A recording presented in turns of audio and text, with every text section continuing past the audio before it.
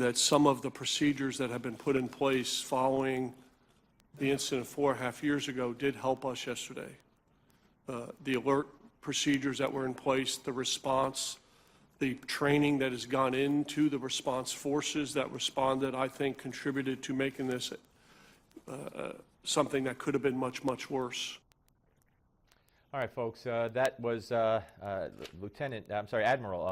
Ray Odierno before the Senate today, testifying about the attack at Fort Hood yesterday and saying that lessons learned from the first attack in 2009 at Fort Hood helped from keeping the situation from getting even further out of hand. Joining us right now to talk about Fort Hood and much more is Congressman Paul Broun, Republican from the great state of Georgia. Hey, Congressman.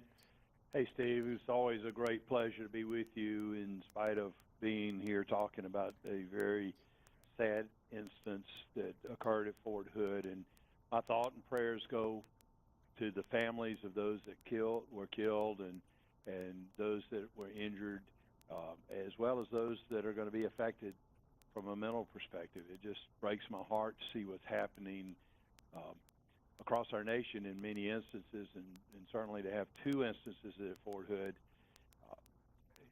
I'm not sure I agree with General Odierno about what has been done, but my heart goes out for those folks, and my prayer goes out for those people also. Yeah, I mean, I don't know exactly what context it's in or exactly what he was talking about, but you would think the first act, the government is even unwilling to classify that as what it was, which was an act of jihad, a terrorist act. That's right. So what could they have learned going forward if they are not treating a terrorist act as a terrorist act and looking to prevent more terrorist acts? Not that this was.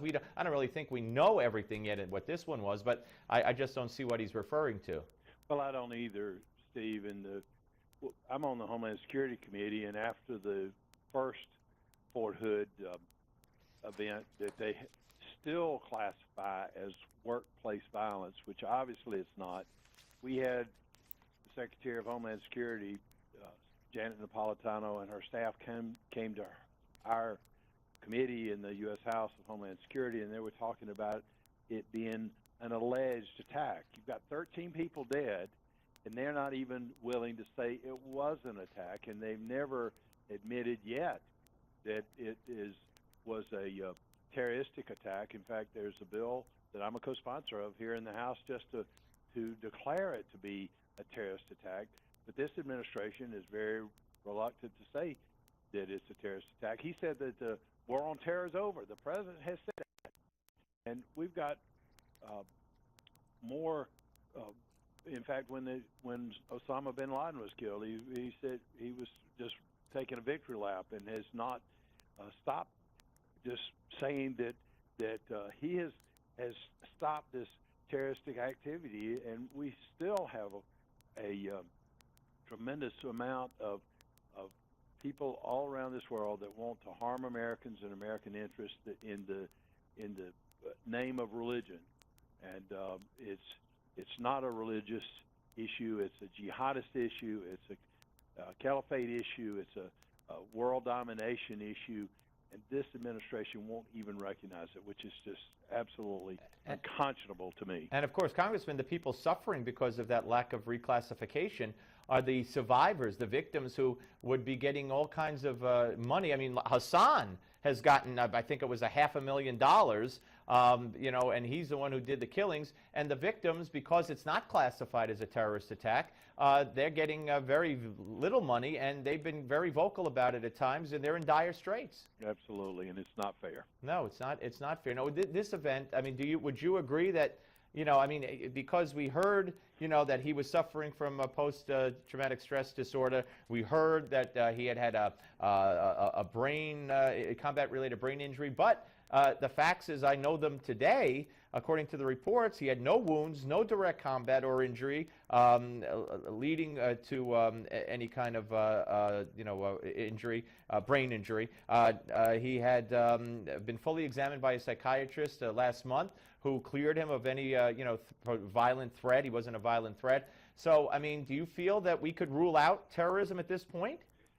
Well, I think it's too early to rule out anything or rule in anything. We just need to get the facts and have some independent evaluation of what's going on there in the U.S. Army and what they're doing.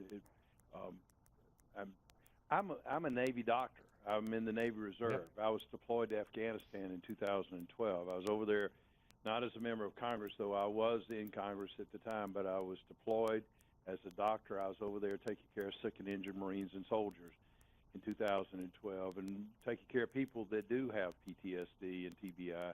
Those are going to be huge issues. And frankly, I don't see the military or the VA focusing on these issues the way we should. But you look at what happened in this, if the reports are correct, this specialist went into one hallway and shot it up, went down another hallway and actually was shooting between these two different buildings or hallways, and went down another one shooting it up. And then when an MP approached him with a gun, he killed himself. And we've got policy right now that soldiers cannot have guns on their body, and these people in the military, those of us in the military, know how to use firearms.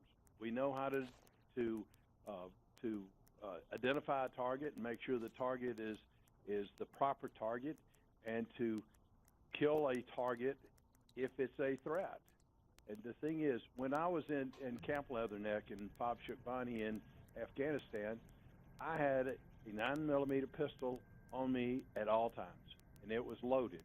It had shells, it had rounds in the magazine. There was none in the chamber, but all I had to do was pull the slide back, and it'd be locked and loaded and ready to go. Pull the trigger.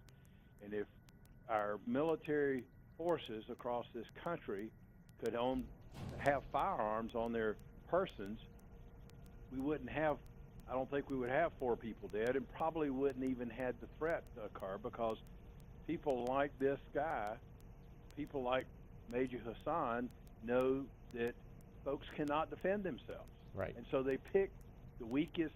They're cowards. They pick the weakest link of people where they have no means of protecting themselves, and frankly, I think we need to have firearms on all of our military. Well, personnel. HR 3199, the Safe Military Bases Act, is there going to be a push underway? I mean, why will that not be brought to the floor by the House Speaker for a vote? I hope we do. I think I'm a co-sponsor of the bill, and it's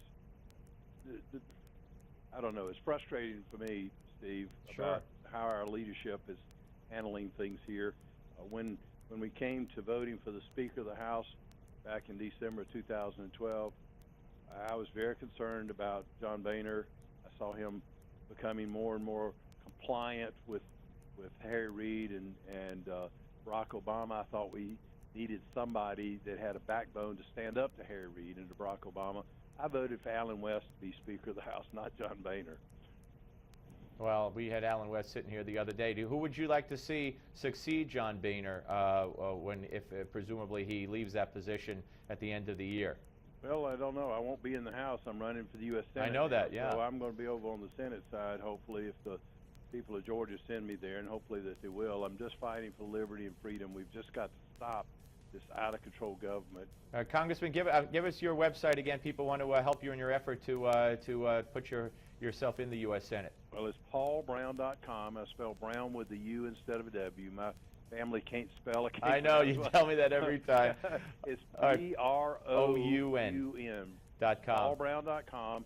People can go on there, sign up for web emails. They can be a friend on Facebook, follow me on Twitter and Instagram. They can contribute anything else. We thank you very much, sir, and stay strong. Thank you for your God bless time. you. Thank you, Steve. Congressman Paul Broun, ladies and gentlemen. When we come back, David Fossey will be here to discuss yesterday's Supreme Court decision on the Steve Malzberg Show, Newsmax Television.